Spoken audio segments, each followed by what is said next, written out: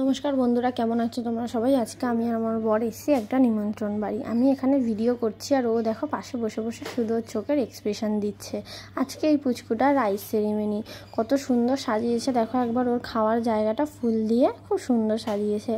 এদের বাড়ির বাইরেটা দেখো, বাড়ির শেষ থেকে শুরু পর্যন্ত রাস্তায় পুরো বন্যা হয়ে গেছে, জল জমে বৃষ্টিতে বাইক সাইকেল স্কুটির চাকা অর্ধেক ডুবে গেছে। এদিকে আমার বোনকে দেখো, ও জলে পা দিয়ে হাঁটবে বলে রাস্তায় নেমে গেছে। আমারও খুব ভালো লাগে জানো তো বন্যার সময় এরকম জলের মধ্যে পা ডুবিয়ে হাঁটতে, কিন্তু এখন শাড়ি পরে আছি বলে আর হবে না। আমরা চলে এসেছি এখানে ছাদে খাওয়া দাওয়া করতে। এত হাওয়া দিচ্ছে ছাদে, দেখো থালাগুলো উড়ে যাচ্ছে।